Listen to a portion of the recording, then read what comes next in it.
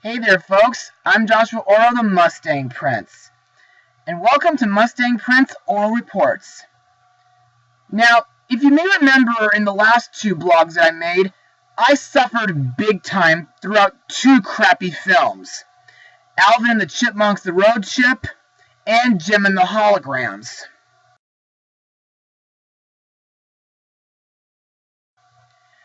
Now, despite these films being failed attempts, there are two things that both these films had in common.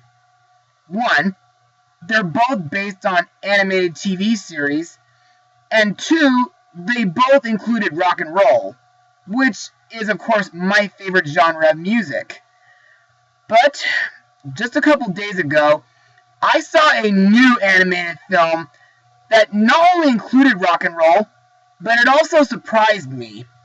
So, does this movie make me feel better after going through two crappy movies in a row? Or does this movie still make me feel all sour? Well, let's find out.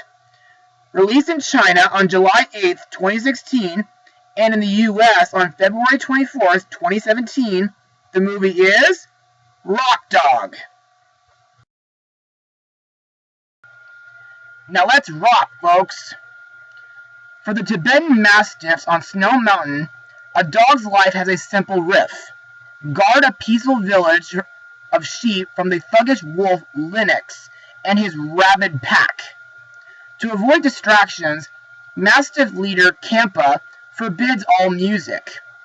However, when his son Bodhi discovers a radio that fell from the sky, it takes just a few guitar licks for the lad's fate to be sealed.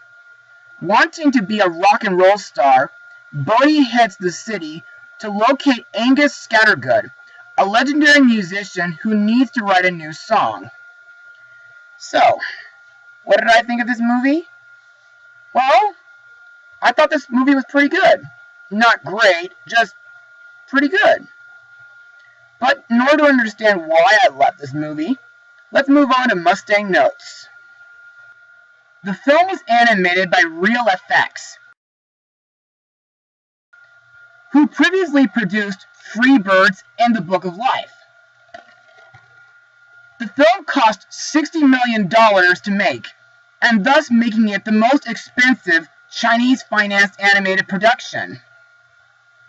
Which is interesting since I don't know if I ever watched any other animated films that were done in China. I don't know. Anyway, Rock Dog is based on a graphic novel written and illustrated by Chinese rock star Zhang Jun. God, I hope I'm pronouncing that right. Now, the animation to me is absolutely magnificent. In the beginning of the movie, it's revealed to have some nice hand-drawn animation, and the CGI is great too, from the Snow Mountains, the Chinese city that Bodhi goes to in order to fulfill his dreams. Plus, the character designs look very creative as well. However, most parts of this movie are giving me a bit of a Kung Fu Panda, Zootopia, and Sing vibes, due to the fact that this is an animal film where humans don't exist. Also, in my opinion, the music is the best part of the entire movie. Mostly, Bodhi plays a few songs with his guitar, but the songs that I really love in this movie are Learn to Fly, Dreams, Shout It Out, and my absolute favorite, Glorious. Now let's move on to the characters and the voice actors who brought them to life. Our main character, Bodhi, is voiced by Luke Wilson. Known for being in Charlie's Angels,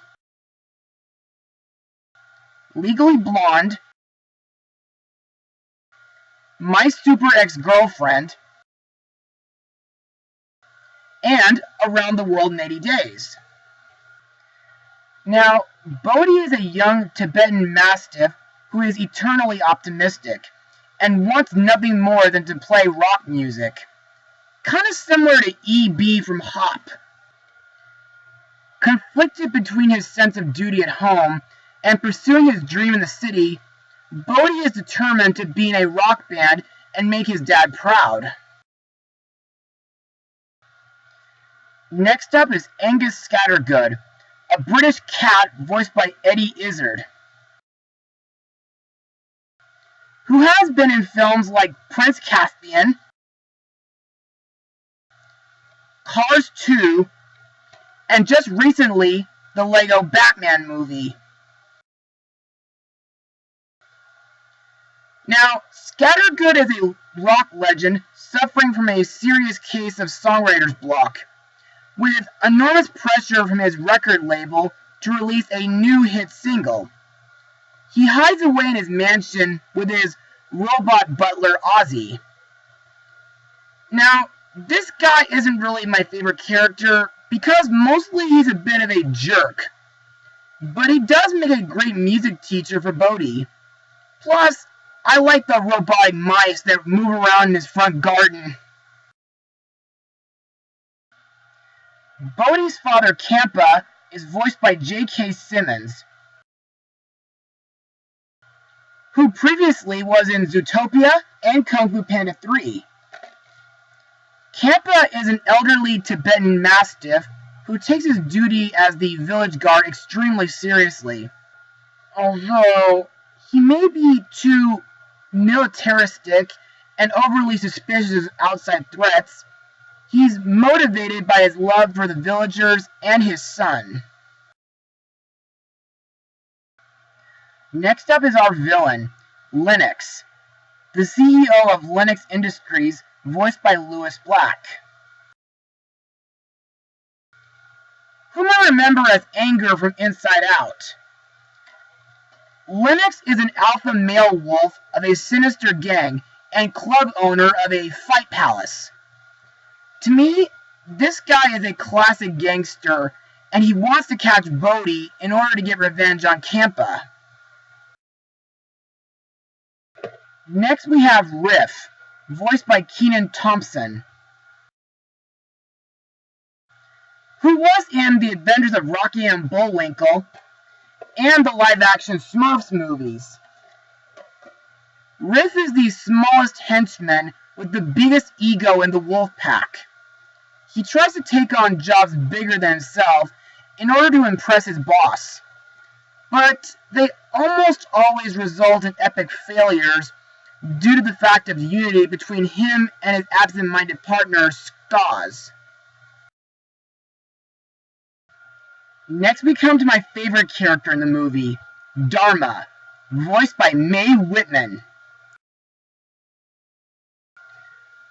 who was in the first Independence Day movie, the Tinkerbell franchise, Avatar: The Last Airbender, and of course, The Jungle Book 2.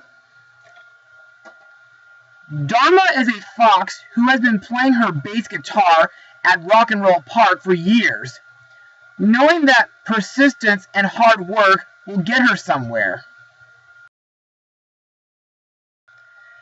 Finally, we have Fleetwood Yak, voiced by Sam Elliott, who previously voiced Butch in Pixar's The Good Dinosaur. Now, this guy is a cool and wise elder with many stories to tell. Having left the city life long ago, he has found peace living in Snow Mountain among the happy band of sheep, Bodhi, and his old friend Campa. And now, let's move on to my final words. Overall, Rock Dog is a decent animated movie.